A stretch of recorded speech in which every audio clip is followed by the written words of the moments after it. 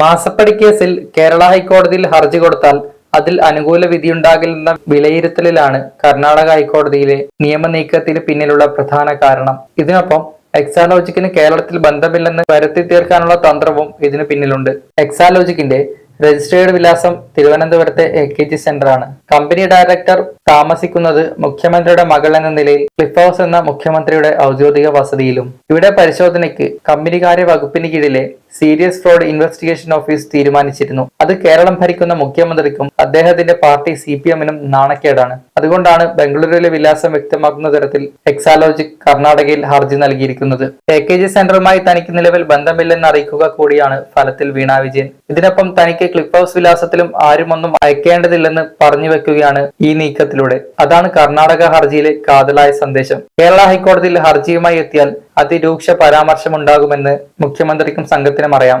കേരളത്തിലെ സാഹചര്യങ്ങളും വാർത്തകളുമെല്ലാം കേസിനെ പ്രതികൂലമായി സ്വാധീനിക്കും. എന്നാൽ കർണാടകയിലേക്ക് കേസ് മാറുമ്പോൾ അതിന് മറ്റൊരു തലം വരും. കേരളത്തിലെ വാർത്താ കോലാഹലങ്ങളൊന്നും കർണാടകയിൽ ആരും അങ്ങനെ അറിയില്ല. അതുകൊണ്ട് ബാഹ്യ സ്വാധീനം കേസിൽ ഉണ്ടാകില്ലെന്നും വീണക്കായി നിയമോപദേശം നൽകിയവർ വിലയിരുത്തി. അങ്ങനെയാണ് ഹർജി കർണാടക ഹൈക്കോടതിയിൽ എത്തിയത്. വീണ വിജയന്റെ താമസ സ്ഥലം കണ്ടെത്താൻ കേന്ദ്ര രഹസ്യാന്വേഷണ വിഭാഗം അന്വേഷണത്തിലായിരുന്നു. തിരുവനന്തപുരത്ത് മുഖ്യമന്ത്രി താമസിക്കുന്നത് ക്ലിഫ് ഹൗസിലാണ്. വീണ വിജയന്റെ ഭർത്താവായ പൊതുമരാമത്ത് മന്ത്രി PM മുഹമ്മദ് റിയാസിന് അനുവദിച്ചിട്ടുള്ളത് ക്ലിഫ് ഹൗസിലെ പമ്പ എന്ന വസതിയിലാണ്. ക്ലിഫ് ഹൗസിലോ പമ്പയിലോ വീണ ഉണ്ടാകുമെന്നാണ് അന്വേഷണ സംഘത്തിന്റെ വിലയിരുത്തൽ. ഇതിനൊപ്പം AKG സെന്ററിന് മുന്നിലുള്ള പാർട്ടി നേതാക്കളുടെ ഫ്ളാറ്റിലും പിണറായിക്ക് താമസ സ്ഥലമുണ്ട്. അതോടൊപ്പം കണ്ണൂരിലെ വീട്ടിലും IB നിരീക്ഷണം നടത്തി വരികയാണ്. വീണ വിദേശത്തേക്ക് പോയിട്ടില്ലെന്നാണ് നിലവിലെ വിലയിരുത്തൽ. വീണ വിജയനായുള്ള ഈ അന്വേഷണം നടക്കുന്നതിനിടെയാണ് കർണാടകയിൽ ഹർജി എത്തുന്നത്. സീരിയസ് ഫ്രോഡ് ഇൻവെസ്റ്റിഗേഷൻ ഓഫീസിലെ അരുൺ പ്രസാദ് നിലവിൽ ശേഖരിച്ച തെളിവുകൾ വിലയിരുത്തി വരികയാണ്. KSIDCയിലും CMRLലും നിന്ന് ശേഖരിച്ച തെളിവുകളാണ് വിലയിരുത്തുന്നത്. ഇതിൽ KSIDCയിൽ നിന്ന് കാര്യമായ വിവരങ്ങളൊന്നും ലഭിച്ചിട്ടില്ല. എന്നാൽ CMRLൽ നിന്നും കിട്ടിയത് ഞെട്ടിക്കുന്ന വിവരങ്ങളാണെന്നാണ് പുറത്തുവരുന്ന റിപ്പോർട്ട്.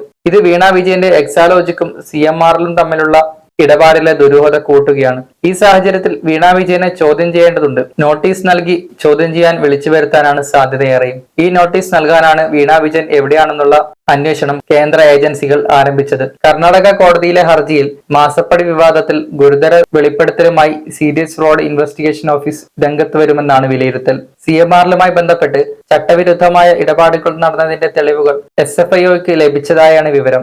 രാഷ്ട്രീയ പാർട്ടികൾക്കും വ്യക്തികൾക്കും നൽകിയ പണം സംബന്ധിച്ച കണക്കുകൾ അന്വേഷണ സംഘത്തിന് ലഭിച്ചു.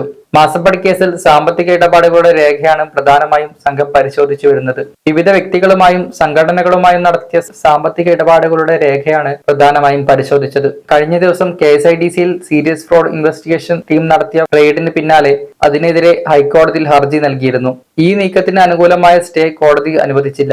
ഇത് മുഖ്യമന്ത്രിക്കും സംഘത്തിനും വൻ തിരിച്ചടിയായി. ഇതെല്ലാം പരിഗണിച്ചുകൊണ്ട് തന്നെയാണ് കേരളത്തിൽ വീണ ഹർജി നൽകാതിരുന്നത്.